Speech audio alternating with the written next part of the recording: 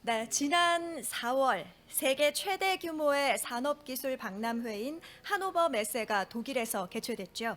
이날 행사에서는 지속 가능한 산업 활성화를 주제로 여러 기술 사례와 전문가 발표가 이어졌습니다. 이에 2024년 하노버 메세 현장에 참여했던 전문가들을 초청해서 전 세계 데이터 산업 트렌드를 소개하고 지속 가능한 산업 활성화를 위해 데이터 산업이 나아가야 할 방향을 제시하기 위해 이번 자리가 마련이 됐습니다. 시작에 앞서 먼저 간략하게 순서를 말씀드리겠습니다. 이번 컨퍼런스는 총 2부로 나눠서 진행을 하게 됩니다. 한국농수산식품유통공사 김춘진 사장님의 인사 말씀을 시작으로 1부에서는 하노버 메세에 다녀오신 전문가분들을 통해 하노버 메세의 주요 이슈를 리뷰할 예정입니다. 2부에서는 농식품, 산림, 환경 각 분야에서 데이터 융합 기술을 활용한 탄소 중립 실현 사례를 소개하며 지속 가능한 산업 활성화를 모색하는 방법을 살펴보려고 합니다. 그리고 한국지능정보사회진흥원 이영주 팀장님의 폐회사로 마무리할 예정입니다. 먼저 한국농수산식품유통공사 김춘진 사장님의 개회사가 있겠습니다. 김춘진 사장님을 앞으로 모시겠습니다. 여러분 환영의 박수 부탁드립니다.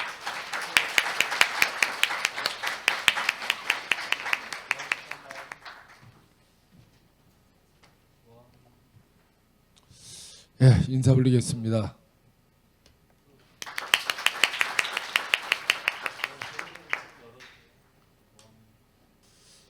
반갑습니다. 한국농수산식품유통공사 사장 김춘진입니다.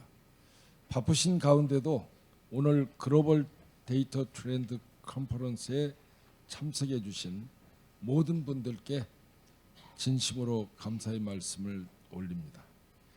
해외의 최신 동향과 혁신 기술을 공유하는 자리에 여러분을 모시고 함께 하게 되어 매우 기쁘게 생각합니다. 이번 컨퍼런스는 공사 주관으로 빅스퀘어 유니언이 함께 개최합니다. 빅스퀘어 유니언은 공공 분야 빅데이터 플랫폼 연합체로 데이터를 활용하는 산업 생태계를 활성화하고 정책 사업의 성과를 창출하는 데 앞장서고 있습니다. 오늘은 특히 해외 데이터 산업 트렌드와 탄소 중립을 중심으로 컨퍼런스가 진행될 예정입니다. 디지털 시대를 맞아 데이터는 우리 사회의 다양한 문제에 대한 해법을 모색하고 새로운 가능성을 창출하는 역할을 하고 있습니다. 기후위기에 대응하기 위한 탄소 중립 실현도 데이터 연결과 공유를 통해 가속화되고 있습니다. 정부도 모든 데이터가 연결되는 디지털 플랫폼 정부 구현을 통해 인공지능과 데이터 기반의 행정, 혁신, 민간 협업을 통한 데이터 생태계 활성화에 노력하고 있습니다. 그러나 빅데이터 구축과 활용에 이르는 전 과정에서 아직도 많은 어려움이 있습니다. 분야별 다양한 데이터를 연결하고 산업 트렌드에 맞는 데이터를 개발하여 활용할 수 있도록 정부는 물론 관련 업계, 전문가들의 지속적인 고민과 협력이 필요합니다. 오늘 컨퍼런스가 민간과 공공 분야가 어우러진 데이터 경제 모범 사례를 만드는 데 기여하고 데이터 산업 활성화와 탄소 중립 실현을 위한 발전적인 논의의 장이 되기를 기대합니다. 공사도 다양한 농식품 산업 빅데이터를 기반으로 정책 성과를 높이고 민간 협업과 디지털 혁신을 통해 대국민 서비스의 질을 더욱 높여 나가겠습니다. 오늘 귀한 걸음 해주신 모든 참석자 여러분께 다시 한번 감사의 말씀을 올립니다. 고맙습니다. 네, 김춘진 사장님의 귀한 말씀 잘 들었습니다. 고맙습니다. 네, 오늘 산업계 최신 트렌드와 데이터 융합 기술에 관심을 가지고 계신 많은 분들께서 참석해 주셨는데요. 오늘 이 자리가 지속 가능한 미래를 모색하고 또 글로벌 데이터 산업계의 역량을 강화하는 그런 의미 있는 자리가 되길 기대합니다. 네, 다음으로 그동안 빅스퀘어 유니언이 걸어온 발자취를 만나볼 텐데요. 영상으로 확인해 보겠습니다.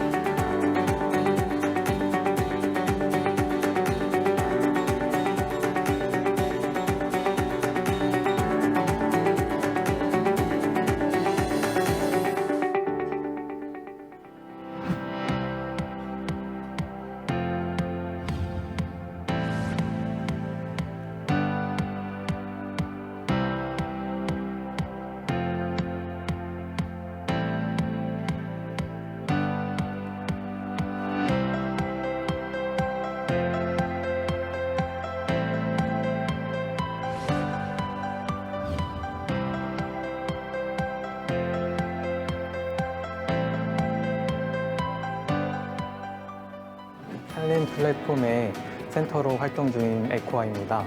저희가 지금 진행을 하고 있는 데이터 중에서는 이제 지역의 흡수량과 배출량을 산정하는 작업을 많이 하고 있는데 지자체 수요 중에서는 블루카본의 흡수량 산정 니즈가 많이 요구되고 있습니다. 이러한 부분에서 저희 센터와 연합 플랫폼이 생산하고 있는 데이터와의 연계를 기대하고 있습니다.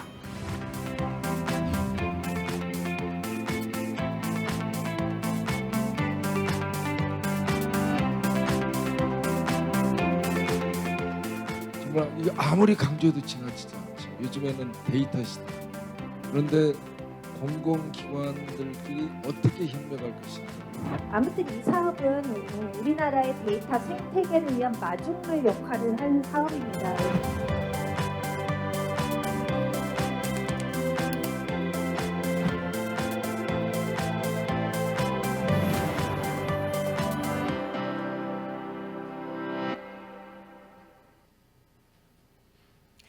네, 영상으로 만나보신 것처럼 지난 2021년 빅스퀘어 유니언 출범 이후 이렇게 많은 곳에서 활동해 왔습니다.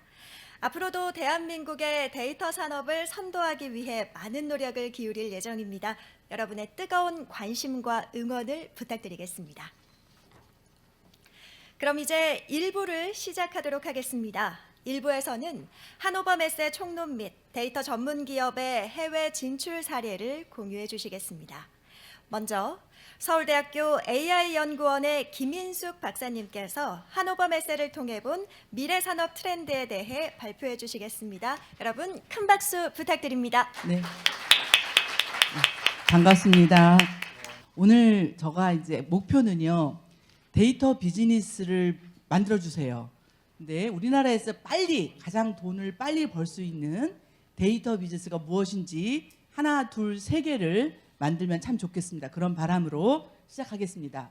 그래서 미래 데이터 경제와 산업 전망, 그다음에 HM은 하노버 메세 약자입니다. 하노버 메세 2024, 그다음에 탄소 중립과 데이터 융합 기술의 필요성 부분을 말씀드리겠습니다.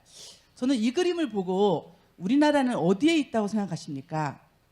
앞으로 데이터 시장, 글로벌 데이터 시장에서 우리는 어느 자리에 위치했다고 볼 수 있을까요? 저는 이제 B2C 데이터, 우리가 지금 많이 쓰고 있는 챗 GPT나 생성형 AI, 우리가 쓰고 있는 B2C는 미국이 다 먹었다고 생각합니다. MS나 아마존이나 다. 그래서 여기 보면은 클라우드나 네트워크나 엣지를 B2C 데이터는 미국이 다 먹었다. 중국도 포함해서. 그렇다면 B2B하고 B2G 거버먼트, 우리 공공 데이터는 누가 앞으로 이걸 할까요? 요게 하나가 남았고요. 그다음에 B2C 중에서도 제가 데이터 스페이스라고 표현을 했는데 우주 스페이스처럼 데이터 스페이스, 데이터 시장에서는 누가 돈을 벌 거예요 앞으로. 근데 저는 이제 가장 관심이 가는 부분이 이 부분입니다. B2B, B2G 데이터에서 누가 세상을 선점할까? 글로벌 시장을 선점할까? 이거예요. 그러면은 B2C하고 B2B 데이터의 차이점은 뭘까요? 챗 GPT나 생성형 AI의 데이터는 다 어디서 와요? 엄청나게 텍스트나 영상이 무지막지하게 많잖아요. B2B 데이터는 어떨까요? 그렇게 많을까요? 또 B2B 데이터는 공장 데이터를 클라우드에 올리면 엄청나게 유지 관리 비용이 듭니다. 그래서 B2B 데이터는 B2C와 다르다. 그래서 오늘은 B2B 데이터, 인더스트리얼 AI를 중심으로 말씀드리겠습니다. 결국 우리는 이 시장에서 한국이 세계의 시장의 몇 %를 잡아먹을 거냐, 이 부분을 가지고 말씀드리겠습니다. 저는 이제 독일 하노버를 제가 다닌 지가 10년이 됐고요. 10년 동안 월요일부터 금요일까지 200~300개씩 컨퍼런스를 듣고 옵니다. 제가 그 10년이 됐어요.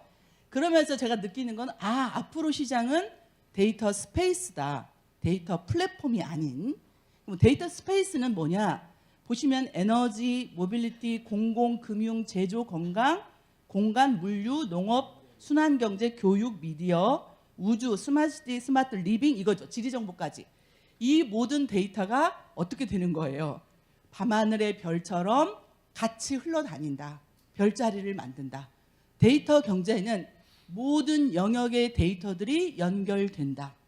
이 영역들이 전부. 여러분들의 도메인이 있죠. 본인들의 도메인이 여기서 어디예요? 그럼 내가 도메인이 만약에 우주 데이터라면 나는 누구를 만나야 빨리 돈을 벌 수 있을까? 내가 누구를 더 만나야 될까? 이 고민이겠죠. 그래서 서로 다른 영역이 어떻게 만나서 부가가치를 창출할 것이냐, 돈을 어떻게 벌 것이냐가 저의 관심사입니다. 결국 데이터 경제라는 것은 데이터를 통해서 시뮬레이션이 가능하고 AI를 통해서 최적화가 되고 비용을 절약하는 거죠. 그래서 이런 식으로 데이터가 예전에는 서로 기업끼리는 데이터를 주고 받았습니다. 하청업체에게 내놔라. 1대1로는 되는데 지금은 1대1이 아니라 물류 데이터, 교통 데이터, 공장 데이터, 소재 데이터가 한꺼번에 돌아다니는, 그거를 우리가 스코프 3라고 말을 하죠. 스코프 1, 2, 3에서 탄소를 라이프 사이클 전체를 통해서 데이터를 모아라 이런 말이죠. 그럼 앞으로의 경쟁력은 누가 가질까요? 탄소 데이터를 얼마나 빠르게, 얼마나 값싸게 구입하는 기업이 경쟁력이 높은 겁니다. 우리나라 산업은 어떨까요? 탄소 데이터를 싸고 빠르게 구할 수 있나요? 그런 시장이 있나요? 라는 질문입니다. 그래서 저는 이 그림을 참 좋아하는데, 이 그림을 보시면 데이터 비즈니스는 이런 거구나. 이 그림을 보여주고 싶어요. 데이터 비즈니스는 기존의 산업의 밸류 체인에 뭐가 더 들어가는 거죠? 데이터가 더 들어가고 AI가 들어가는 거죠. 보시면 모빌리티라는 그 공간에서 데이터 스페이스에 모빌리티 서비스를 제공하는 기차, 버스가 다 들어가 있고요. 모빌리티 데이터 제공자가 있고, 자동차가 있고, 환경이 있고, 공공이 있고, 컨설팅이 있고, 에너지가 있고, 보험 회사가 있고요. IT가 있고, 물류가 있고, 연구소가 있어요. 우리는 자율주행이라는 기술에 굉장히 우리가 흠뻑 젖었잖아요. 자율주행이 잘 안 되는 결정적인 이유가 뭐라고 보십니까? 기술일까요? 보험 상품이 없어서일까요? 아직 자율주행에는 보험 상품이 없습니다. 보험 상품이 없다는 것은 자율주행의 리스크를 계산할 수 없다는 거예요. 그럼 아무리 자율주행이 기술이 아무리 발달해도 보험 상품이 안 나오면 그건 계속 가기가 쉽지 않겠죠. 그게 중요한 포인트입니다. 우리는 이걸 연결할 때 기술에만 집중을 해요. 기술만 되면 되겠지. 근데 기술이 중요한 게 뭐예요? 비즈니스가 먼저예요. 이 B2B 데이터는 너무나 돈이 많이 들기 때문에 무조건 수집하는 게 중요한 게 아니라 돈이 될 때 수집하는 겁니다. 비즈니스가 될 때 수집하는 거예요. 근데 이 비즈니스를 아는 사람이 있을까요? 없을까요?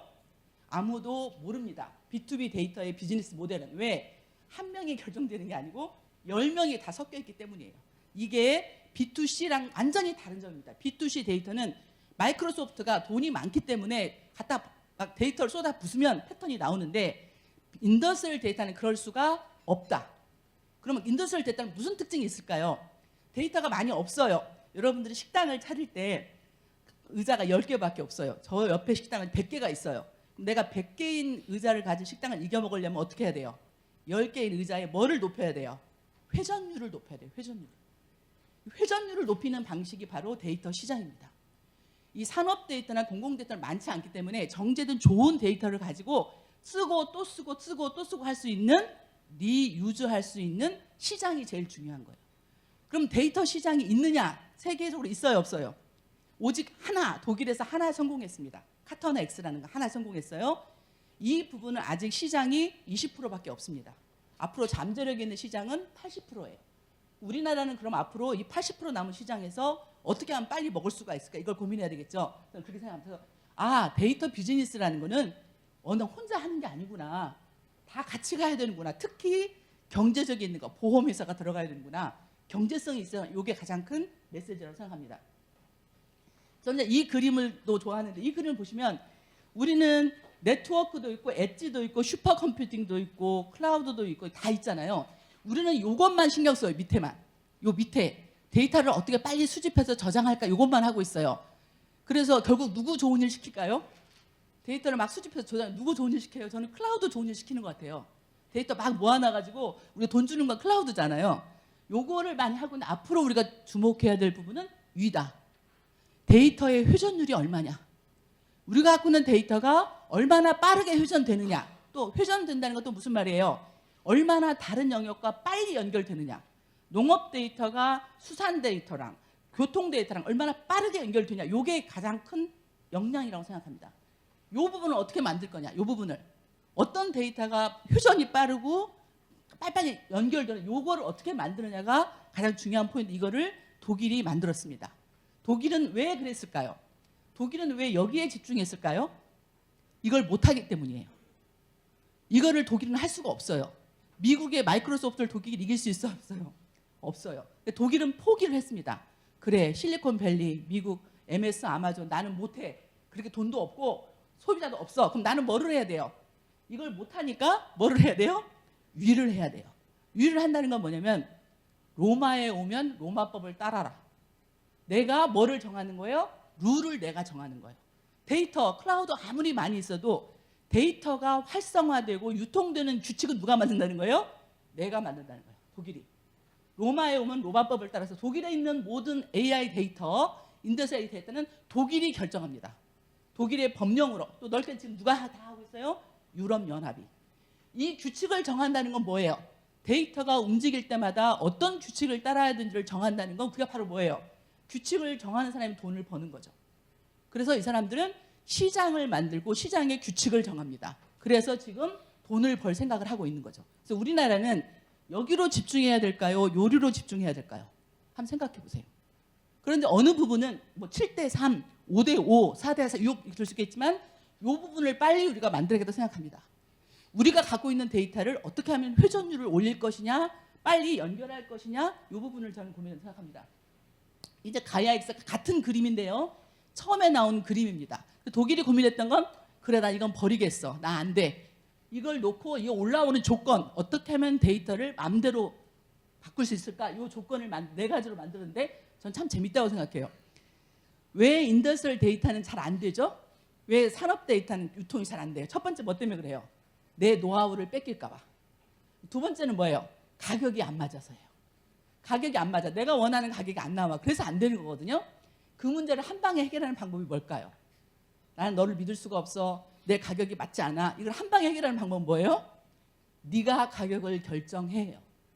데이터 주권입니다. 소비자 주권이에요. 소비자 네가 알아서 해. 그게 한 것이 아까 데이터 시장이에요. 그러니까 데이터를 이제부터는 네가 결정해. 팔지 말지, 얼마에 팔지, 또 이거를 구독으로 할지 뭘지 네가 결정해 그런 거예요. 그러니까 아무 불만이 없는 거죠. 내가 결정하는 거예요. 내 데이터 주권이라는 것과 그다음에는 또 독일의 고민은 뭐겠어요? 독일은 클라우드가 없어요. 그럼 독일이 데이터 생태계를 만들 때 야, 데이터 다 모아와. 그럼 독일이 할 수 있어요, 없어요? 없어요. 독일이 머리를 쓴 거예요. 우리는 중앙 집중형이 아니고 분권형이야. 이게 저는 너무 머리를 잘 썼다는 생각해요. 분권형. 분권형은 뭐예요? 페더레이션이에요. 데이터를 모을 필요가 없어. 각자 갖고 있어. 각자 갖고 있어. 필요할 때만 거래해. 그래서 저는 아마존이나 마이크로소프트는 백화점 방식이라고 해요. 백화점. 백화점을 운영하는 사람 한 명이 롯데 뭐 딱 하잖아요. 그런데 독일의 방식은 당근마켓이라고 생각해요. 당근마켓은 뭐냐면 내가 창고가 필요 있어요, 없어요? 창고가 필요 없습니다. 당근마켓은 뭐만 해주면 돼요. 연결만 시키면 둘이 해서 하잖아요. 그 방식이 이 데이터 스페이스다. 우리는 데이터 시장을 만들 때 어떻게 할 것이냐. 근데 저는 이제 이 그림이 2024년 하노버에서 가장 뜨거웠던 것이 매뉴팩처링 X입니다. MX예요. 독일이 머리를 잘 쓰는 게 우리도 지금부터 머리 쓰는 건 우리나라가 제일 잘하는 게 뭐냐예요. 우리나라는 컨텐츠 산업일지 게임일지 뭐 저 모르겠어요. 그것부터 시작을 하는 거예요. 독일은 제조부터 시작을 했고요. 스페인은 뭐부터 시작을 해야 돼요? 스페인은 관광부터 시작합니다. 그다음 프랑스는 뭐부터 시작해야겠어요?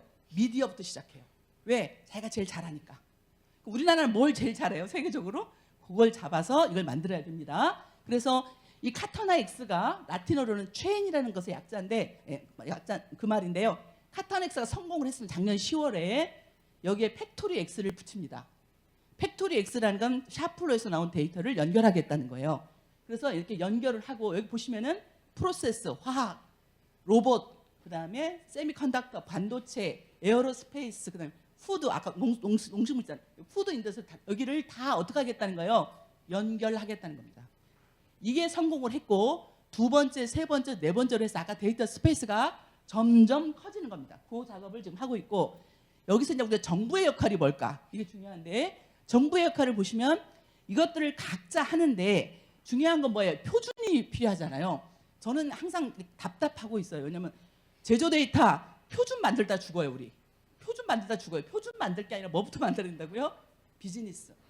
돈이 되겠느냐? 비즈니스를 한 다음에 그에 따라서 데이터도 수집을 하고 그에 필요한 표준을 쓰면 되는 거죠. 돈이 먼저예요. 표준이 먼저가 아니에요. 그렇죠? 그래서 돈을 버는 거를 먼저 해서 이런 것들을 글로벌 스탠다드를 받으면 좋겠다라는 생각입니다.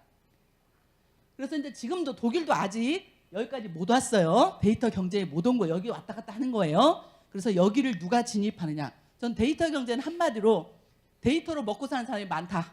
이게 데이터 경제예요. 데이터 경제는 데이터 때문에 먹고 사는 사람이 많다. 옛날에는 독일이 기계 설비 산업을 하면 기계만 팔았어요. 기계만 팔면 독일이 견딜 수 있어요? 없어요? 없어요. 한국이 들어오고 중국이 들어오고 인도가 들어와요. 독일은 머리를 써야 되겠죠? 어떻게 해요?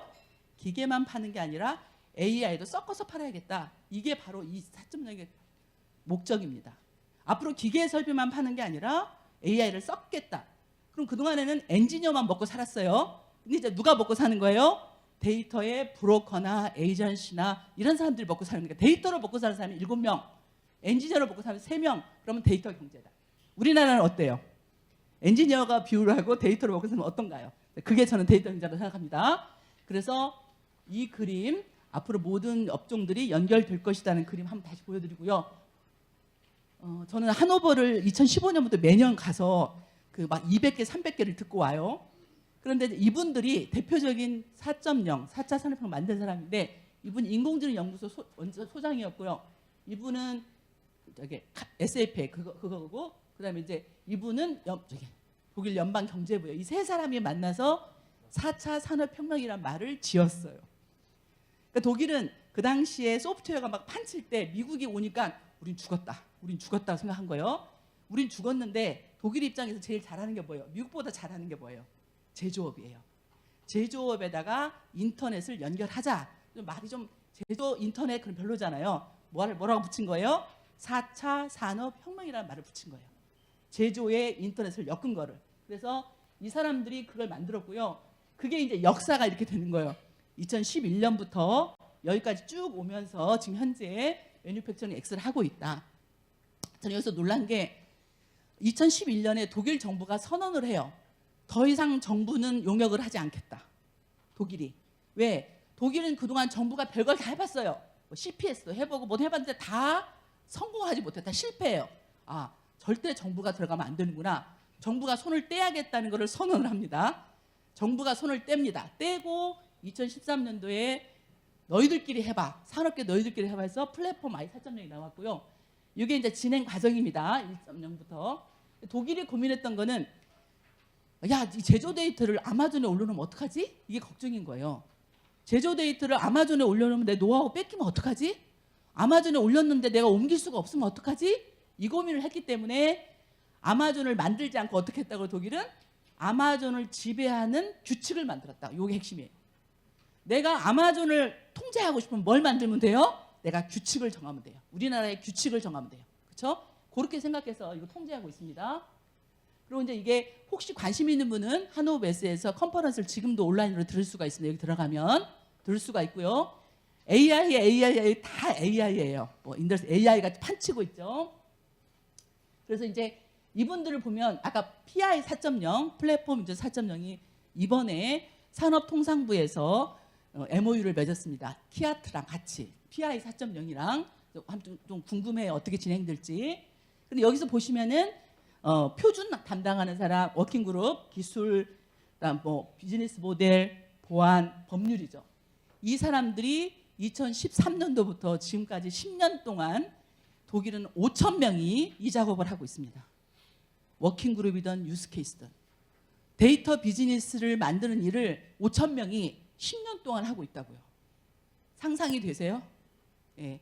그래서 저는 독일을 보면서 제가 독일 할 때 사람들 막 무시했어요. 쟤네 되겠냐 안 되겠냐 하는데 된다고 믿었던 게 뭐냐면 5,000명이 뛰고 있다. 그 5,000명이 누구예요? 사활을 걸고 뛰는 거예요.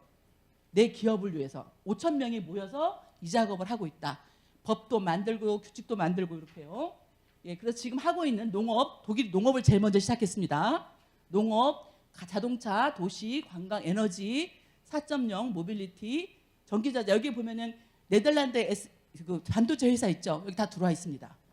그리고 클라우드 여기에 들어와 있는 기업들이 몇 개겠어요? 5,000개가 넘는 거죠. 이 안에 들어있는 것들이. 여기서 무서운 건 뭐예요? 이 모든 것들이 하나로 연결된다는 겁니다. 이게 무서운 거예요. 여기는 얘네들은 모두 다 하나의 헌법, 가야 X라는 헌법으로 다 연결됩니다. 이게 저는 무섭다고 생각하고요. 그래서 이건 또 그냥 넘어가겠습니다. 그러면 저는 뭐 할까? 우리나라는 뭐 할까? 저게 고민이었어요. 독일은 10년 동안 이 모든 작업을 인더스트리얼 데이터를 갖다가 내가 어떻게 헌법을 다 만들었어요. 헌법, 법령, 프레임워크를 다 만들었어요. 레퍼런스, 아키텍처 아래에 다 만들었어요. 두 번째, 독일의 머리를 쓴 거 어떻게 했어? 나 혼자만 잘하면 돼요. 같이 잘해야 돼요. 같이 잘해야 돼요. 미국과 중국을 이기려면. 그래서 얘네들이 만든 모든 표준은 오픈이고 프리예요. 이게 무서운 겁니다. 우리는 표준만 일단 죽는데 얘네들은 표준으로 돈 벌 생각은 안 해요. 내가 만든 표준은 프리, 공짜이면서 오픈이에요. 오픈해서 이걸 다 내놓고 있습니다. 갖다 쓰라는 거예요. 우리는 뭐 하면 돼요? 이 작업을 하지 말자.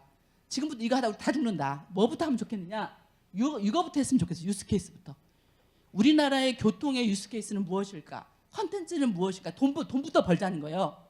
돈부터 버는 거를 잡아내서 이걸 여기다 맞추면 되지 않을까요? 이게 더 빠를 것 같아서 이거를 오늘 유스케이스를 서너 개를 만들어서 우리가 세계 시장에서 돈을 벌 수 있는 걸 잡아내야 돼요. 벌 수 있는 걸 잡아내서 그냥 오픈된 거를 갖다 쓰자. 이렇게 말하고 싶습니다. 예. 그래서 마지막으로 시간이 제가 괜찮은지 모르겠습니다. 말씀해 주세요. 2분 남았어요? 아, 그래요? 빨리 그럼 이것만 하나 중요하게 설명을 하겠습니다. 요 부분 각각 우리가 잊어버리지 말아야 할 거는 탄소 중립이 목적이에요. 살아남는 게 목적이에요. 살아남는 게 목적입니다. 탄소가 목적이 아니에요. 우리는 그걸 잊어버리면 안 돼요. 국제 경쟁력을 유지하는 게 목적이에요. 그러기 위해서 탄소가 들어가는 게 탄소가 목적이 아니에요. 스마트 공장이 목적일까요? 아니에요. 살아남는 게 목적이에요. 그래서 경쟁력을 어떻게 강화할 것이냐고 AI, 생성형 AI 다 쓰라는 거예요. 다 쓰고 있어요. 다만 우리는 뭐가 없냐면 요 밑에가 없어요. 밑에가. 위에서는 다 따로따로 하고 있는데 아까 말한 회전율을 올리고 시장을 만들 요 부분이 없다. 그래서 요 부분을 만들어주는 것이 공공 인프라라고 생각합니다. 그래서 제가 시간을 데이터 스페이스 마지막 너무 시간을 많이 썼네요 앞에. 이번에 작년에 우리가 지금 미국의 나사가 있는데 독일은 그 나사 역할하는 게 DLR이에요. 작년부터 교통정보원과 1년 동안 같이 온라인 세미나를 하면서 이 작업을 같이 하고 있는데 올해도 같이 유스케이스를 같이 할 예정이에요. 힌트를 하나 주자면 우리는 프로젝트가 많이 있잖아요. 그 프로젝트를 횡적으로 묶어버리는 거. 그 프로젝트입니다. 지금 교통이 따로따로 하고 있는데 이거를 하나로 묶는 거. 이런 작업을 하고 있다라고 마시고 예. 여기까지 하고 예, 마무리하겠습니다. 그래서 우리는 공공 부분이니까 공공 문제를 해결하는 유스케이스를 발굴하고 유스케이스는 10명 이상이어야 돼요. 1명이면 안 돼요. 10명 이상으로 커뮤니티를 만들어내고 이미 있는 오픈 채널을 이용해서 빨리 돈을 벌자 이상입니다. 감사합니다. 네, 발표 감사드립니다. 간단한 질의응답 시간을 가져보도록 하겠습니다. 발표를 들으시고 궁금한 사항이 있으시다면 손을 들어 질문해 주시기 바랍니다. 질문 있으실까요?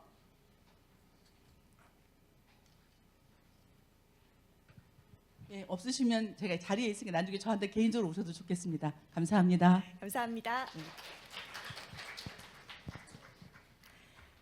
네, 박사님 말씀 중에 데이터 비즈니스는 혼자 하는 게 아니라 다 같이 가는 거다라는 말씀이 정말 인상 깊었는데요. 서로 다른 영역이 만나서 부가가치를 창출하고 이 데이터 시장에서 우리나라가 크게 활약할 수 있기를 기대해 보겠습니다. 계속해서 다음 발표로 이어가도록 하겠습니다. 다음으로 주식회사 라이프로그 박준호 본부장님을 모시고 AI와 데이터 카탈로그로 실현하는 산업 전환에 대한 발표를 들어보겠습니다. 여러분 뜨거운 박수 부탁드립니다.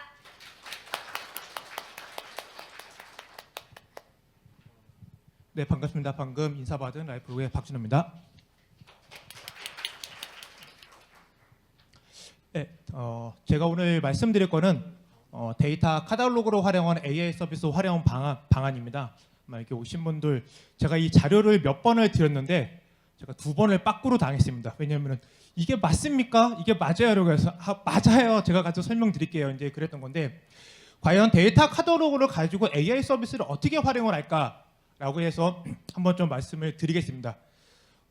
저희가 이걸 할 때 혁신이라는 얘기를 좀 하고 그러는데 제가 최근에 들었던 하나의 혁신 서비스를 잠깐 말씀을 드리고 뒤에 거를 설명을 좀 드리겠습니다. 이 설명을 드리는 거는 생각의 틀을 좀 바꿔야지만 이게 조금 좀 되는 부분들이라 최근에 저희가 이제 모 회사랑 이런 이제 서비스 모델을 좀 만들려고 갔었는데 여기 아까 보니까 산림 쪽에서 오신 분들도 계시고 저희가 이제 CCTV 업체랑 이제 이런 거 관련해서 좀 사업을 지금 만들고 있는데 CCTV 업체가 카메라는 굉장히 쌉니다. 저도 처음에 몰랐는데 뭐 한 몇백만 원이고 근데 이거를 이제 뭐 어디 뭐 산불 예방이다 어디다가 이제 들어가게 되면은 CCTV를 이제 하나 다는데 장비 단가가 한 300만 원 정도라고 그러더라고요. 300만 원 정도 하고 여기에 인터넷선부터 해서 모든 정보통신 공사를 하니까 1억에서 3억을 달라고. 그러면은 CCTV를 팔라고 열심히 영업을 해놨는데 이 정보통신 공사 때문에 예산이 없어서 못합니다라고 해가지고 CCTV 업체가 이러면 좀 안 되겠다라고 그래서 그분들이 머리를 굴린 게 그럼 아파트에다가 CCTV를 달아버리자. 그쪽 시스템들이 한 뭐 10km에서 20km까지 다 감지가 된다고 그래서 그럼 아파트에는 전기 공사도 다 되어 있고 인터넷도 되어 있고 그러면 고층 아파트에다가 CCTV 달고 여기에 있는 모든 산림이나 이런 것들을 다 한번 해보자라고 하니까 예산이 많이 절감이 있다고 그러시더라고요. 그래서 제가 오늘 말씀드린 것도 그런 생각의 변화를 그거에 대해서 좀 말씀을 드리겠습니다. 잠깐 저희 회사를 소개 이제 드리는 이유가 야 쟤네가 저거를 할 수 있을까? 라는 부분입니다. 저희 회사는 이제 설립된 거는 2022년도 11월 달에 설립됐고요. 현재 인원은 12명인데 이제 12명이 된 거는 올해 1월 때부터가 12명이고 그 전에는 10명 미만에서 보시는 것처럼 이제 이런 사업들을 조금 저희가 진행해 왔었습니다. 오늘 제가 설명드릴 이 내용은 저희 대표님은 얘기하지 말라고 그랬는데 제가 얘기를 하면은 저희가 커피 마시다가 한번 해볼까라고 한 게 올해 3월 달입니다. 3월 달에 했고 제가 오늘 발표하는 게 지금 5월 달이니까 얼추 한 2달 안에 해당되는 제품을 런치를 해서 서비스를 하는 것에 대해서 좀 말씀드리겠습니다. 저희가 이제 저희 대표님이 이제 티맥스하고 그다음에 이제 교통공사에서 보시는 것처럼 이러한 연구 과제를 저희가 진행을 해 왔었고요. 여기서 있었던 것들을 이제 보시면은 여기에 이 데이터 카탈로그 앞서 이제 김 박사님이 설명해줬던 여러 가지 데이터들을 어떻게 잘 집어넣고 이런 것들을 이제 데이터 카탈로그로 묶어서 지시 서비스를 해보자라는 게 이 연구와 과제의 이제 가장 중요한 그런 포인트였습니다. 그래서 이거를 이제 어떻게 서비스를 나갈 것이냐. 그래서 이제 업무 범위에도 보시면은 지식 DB 연관 맵을 구축해서 데이터 카탈로그 연관맵. 그래서 향후에는 이런 검색 서비스에서 내가 어떤 데이터가 필요한지 이거를 가져다가 서비스를 한번 해보자라고 해서 이 부분들을 만들기를 시작했었고요. 그래서 저희가 지식의 DB를 구축할 수 있는 스튜디오와 이런 서비스, 그다음에 연관맵을 한번 만들고 2025년에는 AI 매칭, 내가 교통 데이터 이런 서비스를 만들기 위해서 교통 데이터와 또 다른 데이터와 이런 것들을 어떻게 잘 융합하면은 서비스를 만들 수 있을까? 그런 서비스를 한번 좀 만들어 보자라고 한 부분들이 이 연구 과제의 주 핵심이었습니다. 그래서 이제 그런 것들을 저희가 이제 프로세스 좀 이제 만들어 놨었고요. 여기에서 이제 데이터 뭐 안심구역 각각의 업체들이 이런 것들을 만들었습니다. 그렇게 해서 이제 탄생이 된 게 빨갛게 돼 있는 GCTV 이제 스튜디오라는 거를 만들게 됐고요. 이런 것들이 이제 요 최근에 나왔던 디켓 3.0 베이스로다가 만들었습니다. 근데 여기에서 이런 이제 데이터 디켓 3.0을 저희가 분석을 해서 이런 것들을 가지고 데이터 카탈로그를 한번 만들면 좋겠다. 근데 이제 과연 이거를 가지고 어떻게 AI 쪽에다가 이제 적용을 해놨는지에 대해서 뒤에서 이제 설명을 드리면 설명드리기 전에 이것들을 이제 시스템적으로 이제 구축을 하기 위해서 저희가 이런 데이터 카탈로그 이제 클래스를 다 도출을 하고 그러면서 각각의 컬럼과 데이터셋, 데이터 서비스를 마련해 놨습니다. 이거는 이제 앞서 말씀해주신 그런 거에서 이제 추가되는 것들인데 이 데이터를 어떻게 내가 서비스에 잘 활용할 것인지에 대한 정리 체계라고 보시면 될 거고요. 자, 그렇다면 정리가 다 되고 나면은 이 데이터를 누구나 다 올리고 이거를 해야 될 텐데 그러기 위해서는 이제 회원 정책 이거는 이제 뭐 폐쇄망일 수도 있고 B2C, B2B 아니면 B2G에서도 똑같이 들어가야 되는 부분들입니다. 이 데이터 소유한 사람이 어떻게 올릴 것인지 그다음에 가공에 대한 메타데이터는 어떻게 올릴 것인지 이런 거에 대해서 저희가 설계를 해놨고 그러면 이제 데이터의 정리에 대해서 어떤 유형인지 물류인지 환경인지 이런 서비스에 대한 이런 메타적인 부분들 그다음에 여기에 대해서 이제 승인을 해야 되는 부분들 그런 관리자 권한까지 저희가 좀 만들어 놨습니다.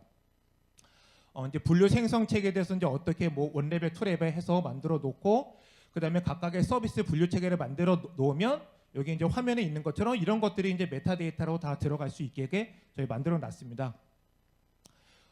이제 이런 것들은 이제 앞서 설명하신 거와 잘 매핑이 되는데 저희가 이거를 해놓은 이유가 공공이나 이제 민간에 가게 되면 가장 큰 문제가 아마 여기 공공에서 오신 분들도 아마 이해가 될 텐데 AI를 하려고 그러면 제일 첫 번째가 뭘 해야 되냐면 데이터를 수집해 주셔야 돼요. 그럼 수집을 해 오죠.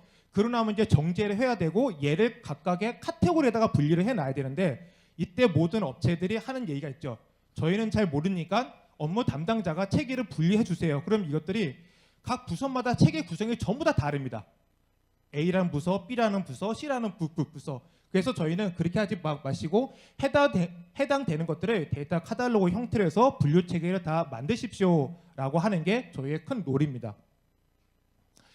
그리고 나서 거기에 대한 연관맵을 저희가 한번 쭉 만들어 봤습니다. 그래서 교통 데이터 가지고 만들어 보니까 이 빨간 것과 파란 것 각각의 연관되어 있는 것들이 굉장히 많이 나타났습니다. 그래서 이런 것들은 내가 이 데이터를 쓸 때 이 데이터와 함께 연관되어 있는 데이터를 내가 무엇을 가져와야 되는지가 이제 확실하게 보여지는 부분입니다.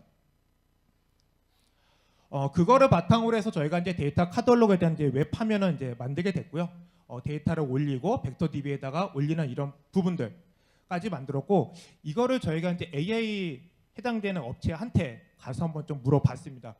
우리가 이런 걸 만들었는데 AI 하는 너희 업체랑 같이 한번 해보고 싶다라고 하니까 그 업체에서 야 너네 참 대단하다. 감히 너네가 우리를 선택해? 딱 그러는 거예요. 그래서 우리는 데이터가 정리가 다 되어 있고 너희에 대한 AI 서비스 모델을 만들어서 하면 좀 괜찮지 않겠느냐라고 하고 그랬는데 해당되는 AI 업체는 이게 딱히 그들이 봤었을 때는 효용이 이제 없다고 판단이 되어서 저희가 그 AI 업체랑은 이제 같이 협력을 하지 않고 이제 저희가 단독으로 이제 하게 된 구성입니다.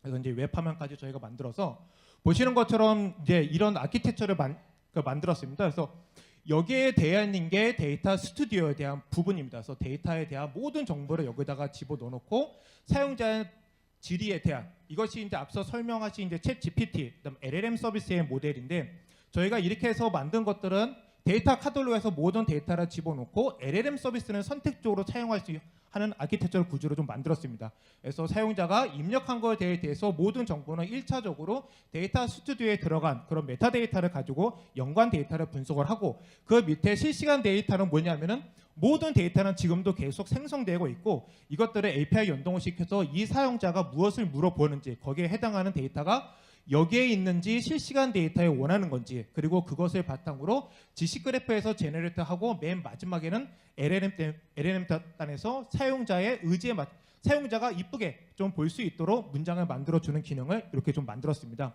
그래서 이거를 저희가 만든 게 이제 3월 달에 이 아키텍처를 설계하고 3주 정도에서 만들어서, 얼마 전에 이제 DPG 사업 이하에서 사업한 수원시청에 복지민원 서비스에 대한 문장형 검색을 해서 저희가 그 수주를 해놨고요. 지금은 이제 다른 쪽에다가 지금 이제 제안을 하고 있는 그 단계입니다. 그래서 이때 제일 많이 저희가 들었던 것이 LLM의 학습을 안 합니까? 라고 그래서 아까 교수님이 설명하셨던 것처럼 챗 GPT가 학습한 양만큼 많으시면은 파인 튜닝을 하시는 게 맞는데, 그렇지 않다라고 하면은 이렇게 하는 게 저희가 맞다고 보여지고, 실제적으로 저희가 이 서비스를 가지고 삼성전자에서 POC 1차, 2차를 다 패스를 해놨습니다. 그래서 여기에는 문서 데이터뿐만 아니라 이미지 데이터, 표 데이터까지 다 검색을 해서 제공해주는 서비스. 그래서 이거를 가지고 저희가 한 16개에 대한 이제 대기업의 그런 이제 그쪽이 다 앞서 교수님 말씀하신 다 산업군입니다. 산업군 다 제조기업들, 여기에 있는 모든 데이터를 가지고 분석해주는 그런 서비스를 저희가 지금 진행하고 있는 중입니다. 그래서 이제 기존의 방식은 이게 이제 말씀드리는 이유가 처음에는 저희가 LLM 쪽에 학습을 해야 되나, LLM 업체를 내가 찾아가야 되나, 제가 고객을 찾아갔더니 저희는 GPU가 없습니다, 이런 것들이 되게 이슈가 많았습니다. 그러면은 저희 물건을 팔러 갔는데 얼마의 GPU 장비를 팔아야 되는 거고, 데이터 구축할 때 정지하는 업체를 데려와야 되고, 우리 거는 1,000만 원인데 GPU 장비 1억 팔고 못 팔고 그래서 이거 못 하겠는데요 라고, 그래서 저희가 이 아키텍처를 구성을 했고, 그리고 저희는 전문 LLM 업체가 아니고 앞서 말씀하신 것처럼 오픈소스 LLM 굉장히 잘 만들어준 게 있고, 그래서 저희 컨셉은 뭐냐, X86에도 돌아가는 서비스를 만들자. 그래서 저희는 CPU, 기존에 갖춰져 있는 X86 환경에서 거기에 있는 CPU 코어와 어느 정도 메모리만 업하면은 해당되는 시스템이 돌아갈 수 있도록 아키텍처 설계해서 구현을 해놨습니다.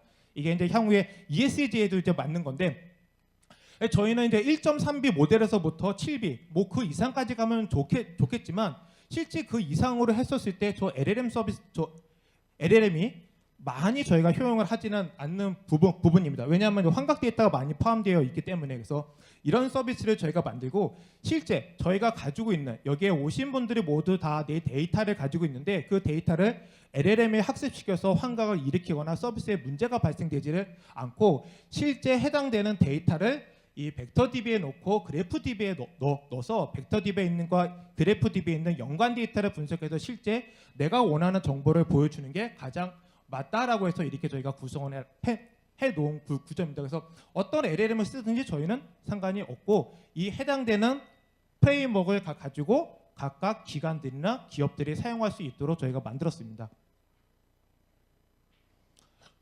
이제 저희가 만든 컨셉 중에 또 하나가 답이 없으면은 없다고 나와야 되는 게 저희 주 컨셉입니다. 그래서 이제 실질적으로 이제 국내에서는 이제 벡터DB에서 밀버스를 쓰는 경우는 없는데, 이제 저희는 이제 밀버스를 썼고, 데이터 인베딩 했었을 때는 이제 한국에 맞는 인베딩 모델을 찾아서 집어넣습니다. 그다음에 그래프DB에 넣었을 때도 실질적으로 그래프DB에 각각의 연관되어 있는 객체 정보를 다 인텐트하고 엔티티 데이터가 들어가기 해야 되기 때문에 여기서도 이제 인베딩 모델을 이제 같이 집어넣어놨고요. LLM 모델과 함께 미응답 모델도 이제 프롬프팅해서 새로 만들어서 집어 넣어놨습니다. 그래서 저희가 만들 때, 이 서비스를 만들 때 가장 첫 번째로 저희가 컨셉을 잡았던 것이, 정보가 없는 질에 대해서는 미응답으로 LLM 서비스까지 가지 말자라고 설계를 해놨습니다. 왜냐하면 LLM까지 가게 되면 LLM 서비스가 추론이나 환각을, 그러니까 답이 마치 내가 있는 것처럼 막 환각 서비스를 만들기 때문에 이거를 제어를 하자. 그리고 그래프DB하고 벡터DB를 통해서 유사도 분석을 하자. 이게 좀 이 PPT 장표라서 이 화면을 보여드리면 참 좋겠지만 저희가 얼마 전에 AI 엑스포에서 이런 게 많이 질문이 있었고 저희가 데모를 할 때 유사도가 0.7, 막 0.6 그 정도까지 갔음에도 불구하고 답이 없습니다라는 게 많이 나타났습니다. 저희가 이거에 대해서 설명을 드릴 때 이제 어떤 위원님들은 그러는데 그래도 이런 거 답이 있을 수도 있다. 사용자한테 한번 찾아보는 거 해봐라라고 딱 그랬는데 그렇게 해버리면 0.7도 답을 내야 되고 0.8도 답을 내야 되고 0.5도 답을 내야 됩니다.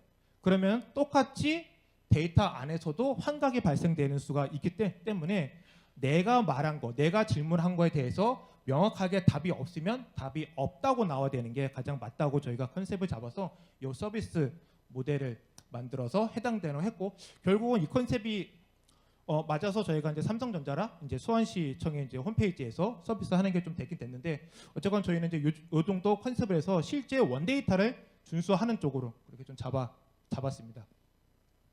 그래서 실질적으로 이제 만든 것들은 이제 수원시 복지문서 검색에서 학습되어 있는 문서, 그러니까 저희가 벡터하고 그래프 DB로 만든 거에 대해서 해당되는 질문을 했었을 때 해당되는 관련돼서 답변을 만들어주고 여기에 이제 참고 문서까지 어느 쪽을 참고를 했다. 그다음에 관련된 연관 그래프. 그래서 연관 그래프에는 내가 어떤 문서의 몇 페이지를 참고를 했고 여기에서 참고했던 유사도는 대충 0.7입니다, 0.5입니다. 이런 형태까지 볼 수 있도록 만들었습니다. 그리고 이제 정보 검색 같은 경우에는 이제 향후에 서비스 할 수 있는 게 챗봇 서비스 똑같이 챗봇 서비스 만들 때는 질문과 답변을 엄청 많이 만들어야 되는데 저희 거 모델로 가게 되면 그냥 챗봇 화면 기존에 만들었던 거 있고 데이터셋은 그냥 원천 데이터를 다 집어 넣으시면은 바로 서비스가 될 수 있게끔. 그다음에 저희가 이걸 하면서 앞서 데이터 카탈로그에서 설명을 이제 못 드린 것 중에 하나가 AI 서비스 하게 되면 다 최신성입니다. 근데 여기 오신 분들에서 내가 문서를 만드는데 0.5 버전에 대한 문서를 찾고 싶은데 AI 쪽이라 학습을 하게 되면 0.5 버전이 아니라 1.0 버전에서 찾게 되는데 저희가 데이터 카탈로그를 만들었을 때는 데이터 이력 관리, 그러니까 데이터 리니지에 대한 좀 개념을 집어넣어서 데이터를 올릴 때 이거는 최신성을 유지를 해야 된다. 또는 이러한 데이터는 이력 관리가 돼야 된다라는 거를 저희가 정리를 해놔서 이력 관리가 돼야 되는 것들은 0. 몇 번 때부터 최신성까지 데이터를 학습시키지 않고 데이터를 다 그래프화 시켜서 사용자가 그때 할 수 있도록. 그리고 또 하나는 내 문서가 다른 사람과 같이 공유가 돼야 되느냐 또는 나는 이 사람과 데이터 공유를 하기 싫다에 대한 데이터 간섭까지 기능을 저희가 집어넣어놨습니다.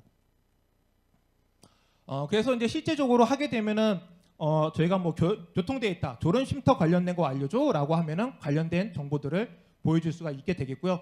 현재 이때까지만 하더라도 이런 이제 문서 기반인데 여기에서 이제 졸음 쉼터 관련된 것이 내 위치 기반에 어느 도로에 있다라고 하면 그 위치까지 이제 보여줄 수가 있는 구조까지 왔고요.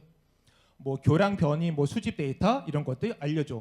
그래서 저희가 모든 데이터가 가지고 있는데 그럼 내 데이터를 어떻게 서비스를 할 것이냐, LLM하고 어떻게 붙일 것이냐에 대한 것들은 저희가 만든 거를 참고를 해서 하시면은 조금 더 저희랑 같이 협업이나 아니면 이런 모델을 통해서 같이 조금 구체적으로 이런 모델을 할 수 있지 않을까 하는 생각이 좀 있습니다. 그래서 뭐 이제 뭐 공유 칩보드, 뭐 최종 등록일. 그다음에 저희가 수원시청이랑 이제 한 거에 복지 서비스 외에 추가적으로 하고 이제 하려고 이제 하는 부분들이 수원시청에 여러 가지 뭐 관광도 있고 아니면 그쪽에 있는 뭐 착한 업소들 그런 것들이 있어서 수원시청에서 내가 2박 3일 동안 여행을 할 계획을 짜줘라고 그랬을 때 챗 GPT는 그걸 하지 못합니다. 근데 이 데이터와 연계를 하게 되면 수원시청에서 현재 내일부터 해서 이틀간은 기상 데이터까지 연동을 하면은 비가 올 예정이오니 이때는 어디를 가시고 몇 시에는 이쪽에 착한 업소에서 이런 칼국수가 맛있을 거 아니? 한번 갔다 오세요. 해서 그런 거리 계산까지 해서 그런 스케줄링이 다 짜줄 수 있게끔 그런 서비스 모델도 저희가 한번 해볼까라고 하고 있고 해당되는 구조는 지금 앞서 설명드린 아키텍처 구조상 다 설계가 들어가 있는 부분들입니다. 뭐 교통 사고 정보가 들어가 있는 정보 시스템은 어디가 있는가? 뭐 인구 10만 명당 교통사고 건수 이런 거에서 쉽게 데이터를 내가 빨리빨리 찾아볼 수 있는 그리고 환각 없이 데이터를 찾아볼 수 있는 서비스 모델이겠습니다. 네, 여기까지 해서 저희가 이제 설명드린 데이터 카탈로그로 진짜 어떻게 AI 서비스를 만들 수 있을까에 대해서 실질적으로 저희는 이제 이런 베이스가 아니라 한번 해볼까라고 시작을 해서 진짜 만들어서 한번 구체적인 것까지 한번 가본 그런 사례입니다. 저도 처음에는 이런 자그마한 데이터 가지고 AI 모델에 이거를 학습을 해야 될지 어떻게 해야 될지 좀 감이 안 잡혔는데 그냥 커피 마시다가 데이터 카탈로그로 LLM에 한번 적용해보는 건 어떨까요? 연관 메모로 이게 시작이 돼서 만들었는데 최근에 이제 글로벌 쪽에서 나오는 것들이 대부분의 기사가 AI에 대한 이런 이제 LLM 서비스, 이제 레거를 사용한 것들이 검색 서비스로 시장이 확산될 거다. 그리고 연관 매부를 해서 데이터의 환각성을 줄일 것이다가 최근에 기사가 많이 나오고 있는 중이고, 근데 저희는 그거를 이제 이미 두세 달 전에 그냥 한번 해본 건데 이게 제가 앞서 말씀드린 건데 혁신이 그러지 않았을까? 왜냐면은 앞서 CCTV 업체도 그런 것만 생각을 했었으면 아마 아파트 옥상에다가 CCTV를 달아서 산불을 예방을 할까라는 생각을 못했을 것이고, 저희도 연구과제에서만 그냥 머물렀으면 지금 이 자리에도 아마 없지 않았을까? 그리고 그런 사업도 저희가 수주를 못했을 거라고 생각이 드는데, 그런 하나의 생각의 전환이 지금의 이제 이런 서비스 왔고, 이런 것들이 여기에 같이 계신 분들이 데이터를 진짜 다른 기업한테 돈을 들이지 않고 내 데이터를 가지고 내가 돈을 벌 수 있는 하나의 이런 모델이 되지 않았을까 하는 부분입니다. 네, 이상 발표를 마치겠습니다. 감사합니다. 네, 본부장님 발표 감사드립니다. 발표 내용과 관련 궁금하신 사항이 있으시면 자유롭게 손을 들어 질문해 주시면 되겠습니다. 질문 있으실까요? 네. 이후에 쉬는 시간을 활용해서 질문을 해보셔도 좋을 것 같습니다. 네, 이렇게 질의응답 시간을 마무리하겠습니다. 발표 고맙습니다. 네, 그냥 지나칠 수 있었던 아이디어를 비즈니스로 발전시킨 사례를 만나봤는데요. 생각의 전환이 이만큼 중요하다라는 걸 다시금 깨달을 수 있었습니다. 자, 이어서 1부의 마지막 발표를 이어가도록 하겠습니다. 네스트필드 주식회사 송원석 박사님을 모시고 2024 하노버 메세를 통해 본 AAS 및 데이터 공유 기술 동향에 대한 발표를 들어보겠습니다. 네, 환영의 박수 부탁드립니다. 네, 반갑습니다. 네스트필드 연구소장 맡고 있는 송원석입니다. 이 발표를 처음 요청을 받았을 때 이쪽에서 저에게 원했던 거는 저희 회사가 하노버 메세에 지속적으로 참가를 하고 있기 때문에 참가 기업으로서 어떤 비즈니스를 계획하고 있는지, 그리고 이 하노버 메세 쪽에 참가했던 경험, 이런 것들을 원하셨고요. 그래서 저는 하노버 메세에 나와 있는 뭐 전반적인 기술이라든지 이런 것보다는 저희가 출품했던 내용, 그 다음에 저희가 관심 있게 지켜보고 있는 AAS 기술이나 데이터 공유 기술에 대한 전반적인 흐름, 이런 쪽을 중심으로 정리를 했습니다. 그리고 가급적이면 기술적으로 디테일하게 들어가기보다는 전체적인 흐름을 이해하실 수 있게 개념적인 부분만 좀 터치하는 형태로 자료가 준비됐습니다. 우선 저희 회사에 잠깐 소개를 드려야 되는데요. 저희가 왜냐하면 어떤 전시를 했는지 이런 것들을 이제 백그라운드를 아셔야 되니까. 저희 회사는 뭐 IoT만 하고 있지는 않지만 한 문장으로 정의를 해야 된다라고 하면 IoT 기반의 회사라고 이제 말씀을 드릴 수 있을 것 같고요. 기본적으로는 산업용 통신망, 통신 기술을 활용한 여러 가지 고도화된 솔루션을 제공하는 기업입니다. 주요 비즈니스 영역으로는 예전에는 스마트 홈이라든지 에너지 이런 쪽 관련해서 IoT 솔루션이나 컨트롤러들을 개발했었고요. 그 외에 이제 스마트 인더스트리 쪽 관련된 비즈니스와 전기차 관련된 비즈니스, 크게 이런 세 가지 비즈니스를 하고 있습니다. 저희가 집중하는 쪽은 주로 오픈 소스, 그 다음에 오픈 스탠다드, 글로벌 스탠다드 같은 표준 기술을 활용하는 쪽에 많이 집중을 하고 있고요. 그래서 여러 가지 IEC 쪽의 표준 활동이라든지 다양한 이제 글로벌 활동들을 같이 진행을 하고 있습니다. 이런 저희 회사 소개고요.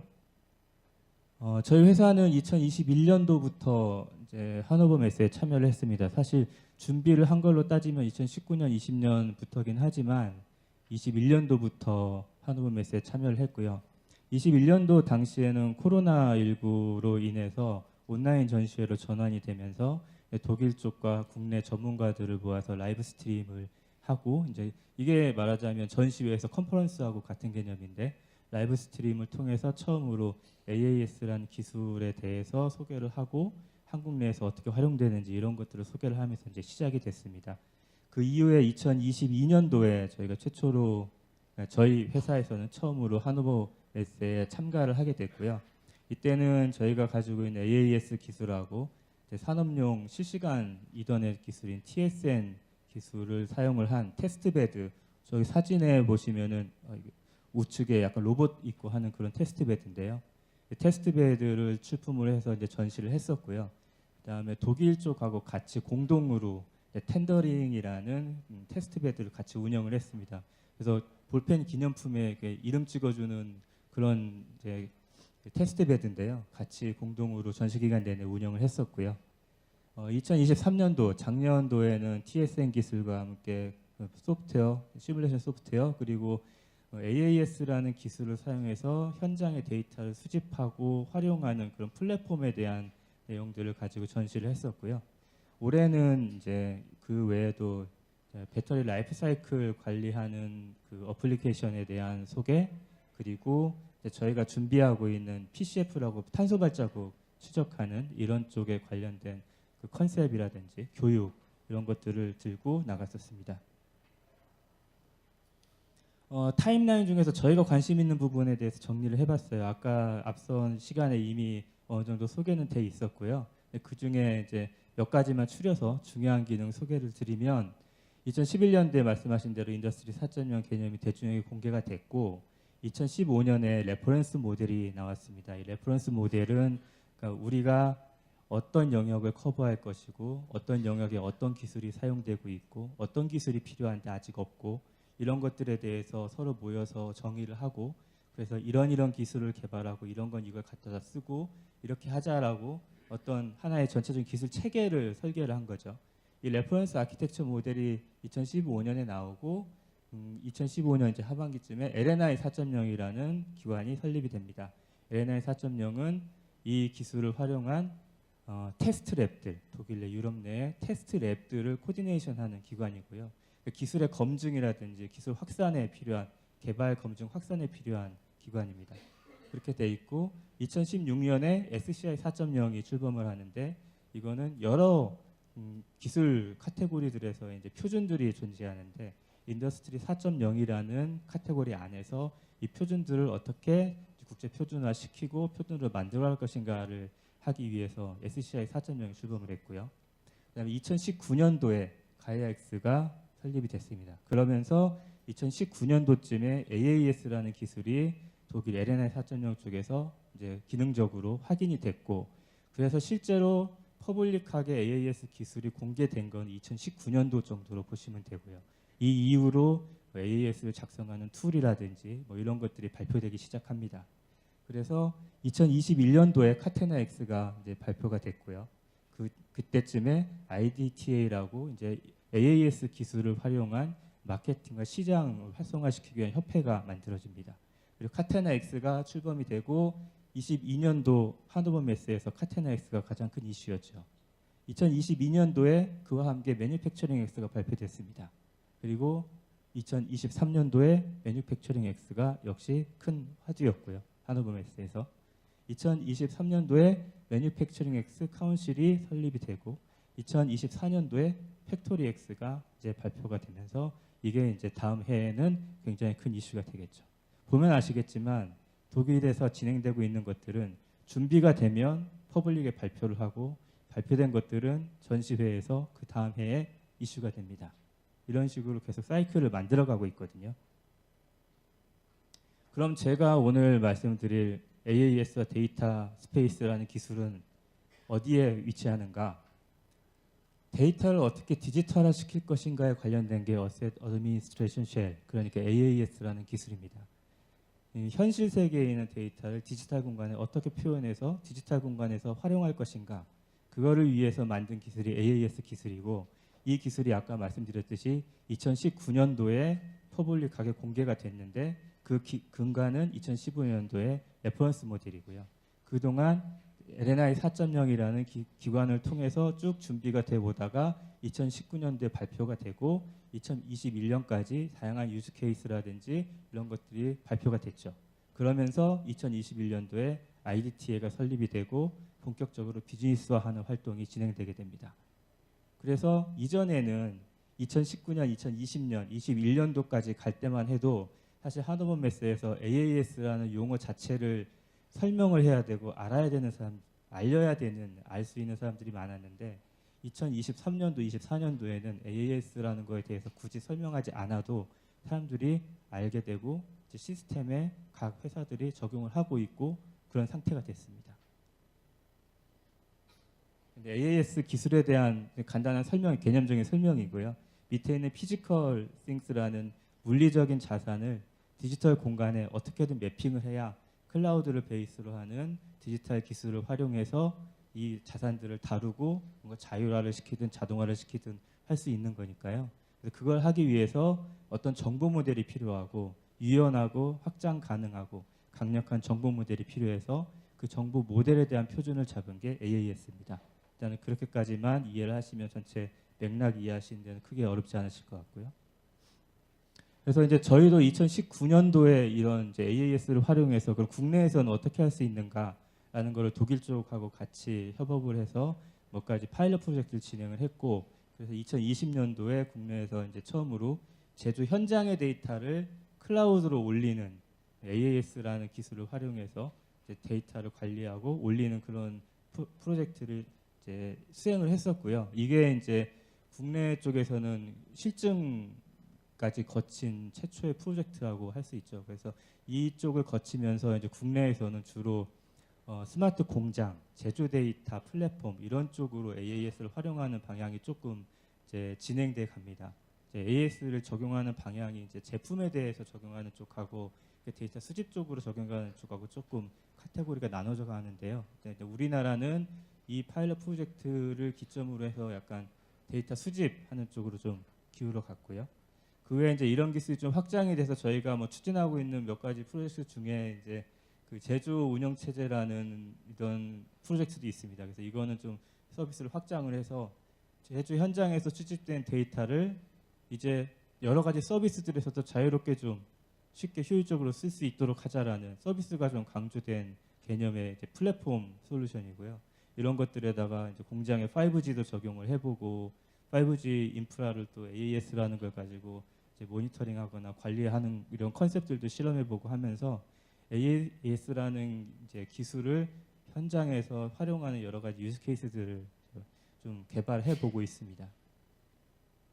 그래서 올해 저희가 이제 나갔던 부스인데요. 이거는 이제 전시 시작하기 전날 저희가 셋업 끝내고 사진 찍은 건데 이쪽에서도 보시면 아시겠지만 이제 이런 사례들을 같이 이제 소개를 하고 있죠. 왜냐하면 독일 쪽에서는 사실 그 해외 사례에 대해서 굉장히 귀하게 생각을 하고요.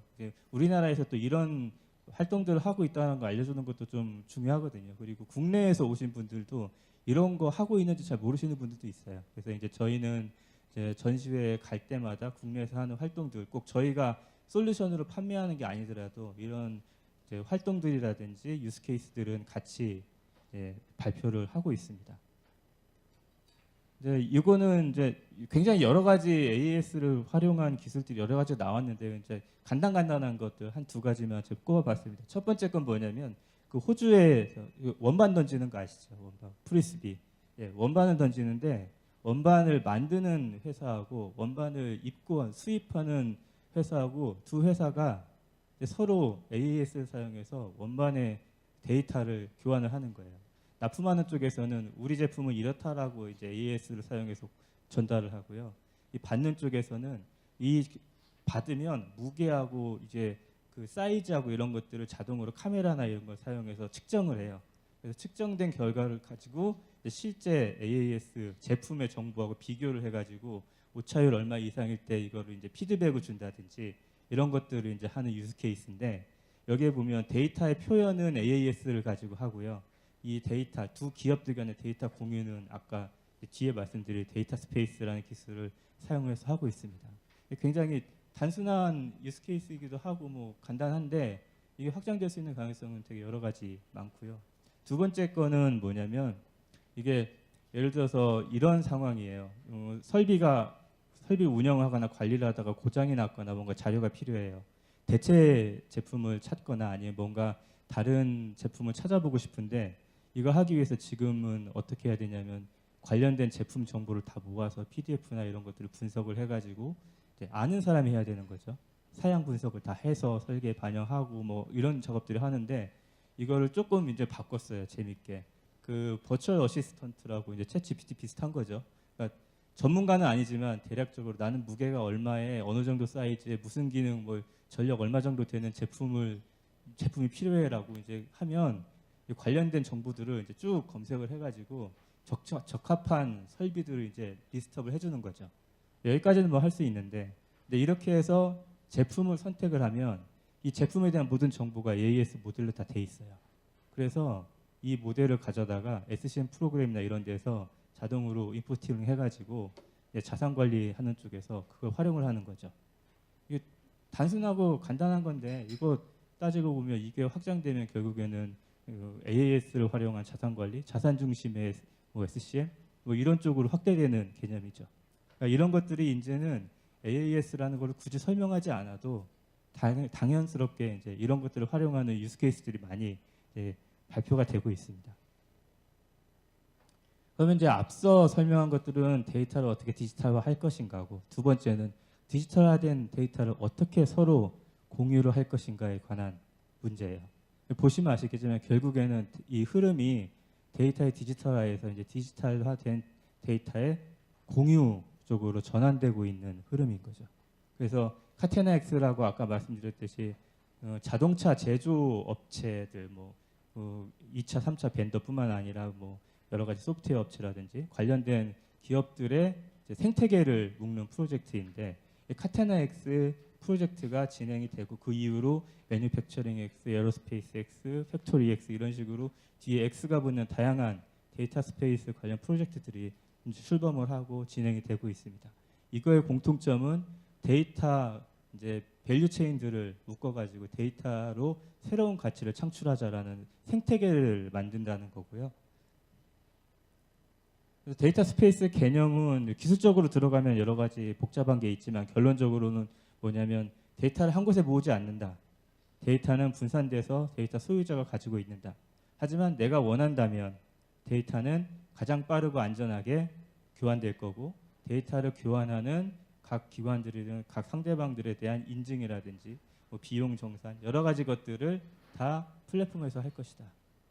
데이터는 쉽게 교환될 수 있지만 데이터의 주권은 반드시 내가 가진다. 이걸 보장할 수 있는 이제 그런 개념이 이제 데이터 스페이스인 거죠. 데이터 생태계를 활성화시키려면 데이터가 많아져야 되는데 누가 데이터 소유권이 명확하지 않은 상태에서 누가 내 데이터를 내놓겠냐는 거죠. 그래서 그 중간에 어떤 절충점을 만들어가는 게 결국은 개념적으로 데이터 스페이스다라는 거고요.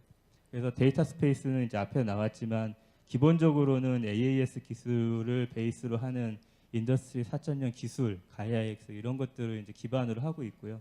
거기에 이제 가이아X가 전체적인 총괄로 해서 뭐 법률이라든지 여러 가지 인프라 뭐 그런 것들을 깔고 거기에 IDSA라고 인터내셔널 데이터 스페이스 어소시에이션이라는 데서 데이터 스페이스에 관련된 기술적인 규격이라든지 표준들을 만들게 됩니다. 그럼 IDSA에서 만들어진 이 표준을 실제로 구현을 해서 여러 가지 뭐 도메인에서 이런 것도 활용할 수 있어야 되는데 그런 것들이 이제 버티컬로 매뉴팩처링 X, 카테나 X 이런 식으로 이제 여러 가지 X 프로젝트가 나오게 되죠. 그 중에 카테나 X가 가장 먼저 시작을 했고 가장 이제 성공적이라고 할 수 있죠. 그게 먼저 시작했는지까지는 모르겠지만 가장 성공적이었고 가장 핫한 프로젝트가 됐죠. 그래서 여러 가지 도메인에서 이런 것들이 이제 진행이 되고 있고요. 이 그림 앞서서 나왔는데 결국에 이 가장 중요한 부분은 시어드 테크니컬 베이스 레이어 이 부분입니다. 이쪽에서 이야기하는 내용은 이래요. 이미 카테나 X는 어느 정도 진행이 됐고요. 카테나 X를 진행하면서 저 시어드 테크니컬 베이스 레이어 쪽은 웬만큼 만들어졌다. 그쪽에서는 그렇게 판단을 하고 있어요. 그러니까 굳이 다른 X 프로젝트를 하는데 이 부분을 개별적으로 다 할 필요는 없다. 최대한 활용을 하자. 그래서 보시면 카테나 X하고 팩토리 X는 밑에 붙어 있잖아요. 그림이. 그래서 카테나 X가 이 시어드 테크니컬 베이스 레이어를 어느 정도 만들어 주는데, 문제는 이게 자동차 쪽에만 이제 관련된 거다 보니 중간중간 빈 곳이 있고 이게 아직도 완성하지는 않다라고 보는 거예요. 그래서 이쪽에서는 팩토리 X로 이제 공장 내, 그러니까 밸류 체인들을 묶으면서 이 빈 곳들을 같이 메꾸겠다라는 거죠. 그래서 카테나 X로 이미 진행되고 있는 만들어진 이 인프라에 팩토리 X로 구멍을 잘 메워서 튼튼한 시어드 테크니컬 베이스 레이어를 만들고, 여기 위에 각 이제 버티컬별로 같이 공유할 수 있는 서비스들을 올리면, 이제 지금 계속 진행되고 있는 에어로스페이스 X니 뭐 여러 가지 이제 이런 프로젝트들이 생길 때 이들 간을 연결할 수 있는 뭔가가 생기지 않겠냐, 쉽게 그 전체를 매니팩처링 X가 하겠다라는 겁니다. 초기에 매니팩처링 X가 나왔을 때는 사실 팩토리 X와 매니팩처링 X라는 구분이 없었기 때문에 매니팩처링 X가 제조업 쪽을 이제 커버하는 개념으로 이해를 했었는데, 이게 올해 가서 확인된 걸로는 매니팩처링 X는 이제 전체에 대한 약간 코디네이션이나 그 쉐어링에 관련된 거고, 이제 나머지 각 도메인별로는 이런 별도의 프로젝트들이 진행이 되는 거죠. 그래서 인터내셔널 매니팩처링 X 카운실이라는 게 이제 생기게 되고, 이제 그런 기관 단체가 이제 이런 것들을 관리하게 되는 거죠. 최종적으로 이 이제 플랫폼들이 다 완성이 돼 가고 프로젝트들이 활성화가 되면 트랜스퍼 X라는 프로젝트를 통해서 중소기업이나 다른 도메인 쪽으로 확산시켜 나가겠다라는 게 이쪽의 전략입니다.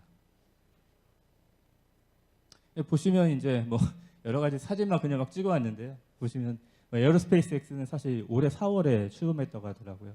에어버스가 중심이고 그쪽에 관련돼 있는 이제 여러 가지 제조기업이라든지 그런 생태계 쪽에 이제 밸류 체인을 묶는 거고요. 그 외 여러 가지 뭐 팩토리 X, 카테나 X 이런 식으로 많은 프로젝트들이 이제 진행이 되고 있고 앞으로도 이제 계속 진행이 될 예정입니다. 저희가 그래서 뭘 전시했느냐? 저희가 총 5가지를 전시를 했는데 그중에 앞서 하나 말씀을 드렸고, 두 번째 이제 한 게 요거고요. 요게 이제 좀 해외에서도 관심을 좀 가졌던 쪽에 뭐냐면 배터리, 이름은 저기 전기차 배터리팩 라이프 사이클 관리하는 솔루션인데, 이게 뭐냐면 저희가 사실 그 전기버스 쪽에 데이터 실시간 모니터링하는 솔루션을 가지고 있어요. 가지고 뭐 배터리뿐만이 아니라 전기차 자체의 그 데이터를 모을 수가 있는데, 저희가 또 고객사 중에 그 배터리 팩, 전기차용 배터리 팩 제조하는 기업도 고객사로 있거든요. 그래서 이 두 데이터, 배터리 팩 제조 기업에서는 배터리 팩을 만들어서 납품했는데 이게 어떻게 쓰이는지를 알아서 이 데이터를 가지고 좀 제품의 품질도 높이고 싶고 여러 가지 활용을 하고 싶어 했었거든요. 그래서 이제 이 둘을 묶어서 작년에 이제 배터리팩 라이프 사이클 매니지먼트라는 개념으로 소개를 했었어요. 근데 여기에 이제 저희도 데이터 스페이스 개념이 이제 중간에 들어간 거죠. 그래서 그 전기차 밑에 전기차 배터리 팩이 있고 배터리 팩 밑에 이제 배터리 팩을 구성하는 이런 컨트롤러들이 있는데, 이런 여러 가지 데이터들을 이제 중간에 데이터 공유 플랫폼을 활용을 해서 서로 연결하는 이런 컨셉을 발표를 했어요. 저희가 이제 이 데이터 플랫폼을 개발할 수는 없고, 그래서 저희하고 같이 하고 있는 퀀텀 서프라는 업체하고 같이 해서 이제 퀀텀 서프에서는 퀀텀 X라는, 그러니까 말하자면 아까 매니팩처링 X나 팩토리 X 같은 이런 그 데이터 커넥터 기반의 데이터 공유 플랫폼이고요. 이쪽을 이제 구현을 하고 저희가 그 외에 이제 어플리케이션하고 이런 쪽 구현을 해서 같이 이런 유스 케이스를 발표를 했고요. 해외에서는 좀 굉장히 재미있어해요. 그리고 좀 여기에 직접 관련된 기업들 같은 경우는 해외에서도 도대체 이 둘의 데이터를 어떻게 공유를 했냐, 공유가 정말 허가가 되냐, 뭐 이런 부분에 대해서 좀 많이 궁금해하고요. 근데 저희는 다행히 고객사이기도 하고 그래서 이제 서로 이제 양해가 됐는데, 그런 부분들이라든지 아니면 이런 유스 케이스 자체 이런 것들에 대해서 좀 관심을 가졌고요. 저희는 이제 이런 쪽으로 그 앞으로 진행을 해 나갈 계획이거든요. 저희 비즈니스 모델 중에 이제 이런 기술을 이제 활용한 에너지 쪽이라든지 탄소, 그러니까 저희는 최종적으로는 디지털 제품 여건, DPP 이쪽까지를 생각을 하고 있는데 이제 요거에 대한 그 중간 과정으로서 이런 비즈니스를 생각을 하고 있습니다. 그 외에도 이제 교육에 대한 것도 이제 독일 쪽도 이제 교육에 슬슬 신경을 쓰고 있고요. 그래서 저희도 이제 국내 쪽에 이제 이런 교육 다양한 이제 기술 관련된 교육이나 실습 교육 같은 걸 할 수 있는 이제 플랫폼을 좀 준비해서 이제 런칭을 했고 이제 전시회 쪽에 같이 이제 발표를 해서 이제 이런 것도 같이 비즈니스화 시켜 나갈 예정이고요. 이제 이거는 아마 마지막 슬라이드일 건데 이제 독일 쪽하고 같이 프로젝트를 진행을 시작을 했습니다. 이건 뭐냐면은 이제 엣지 디바이스를 AAS라는 기술을 활용해서 이제 관리하는 그런 프로젝트인데요. 여러 기업들이 이제 일단 문서가 먼저 나왔고요. 여러 기업들이 참여를 해서 이런 테스트 베드를 만들고 실제 AAS를 사용해서 왜냐하면 엣지라는 것들은 다 회사마다 다르기 때문에 엣지를 뭔가 관리하고 셋업하고 하는 것들은 다 제각각일 수 있는데 그렇지만 중간에 이런 데이터 모델을 활용을 하게 된다면 아무래도 그런 것들을 좀 편하게 체계적으로 할 수 있지 않겠느냐라는 프로젝트고요. 그래서 저희도 지금 이제 시작을 해서 현재는 크게 많이 진행은 안 돼 있지만 앞으로 이제 꾸준히 해서 계속 이제 전시회도 출품하고 이런 것도 같이 진행을 할 예정입니다.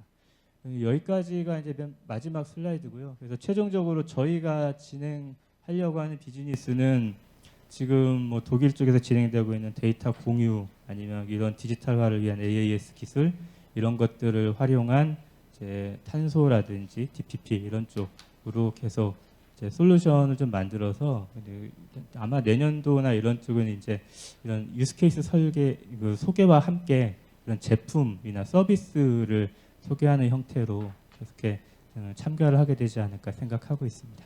네, 감사합니다.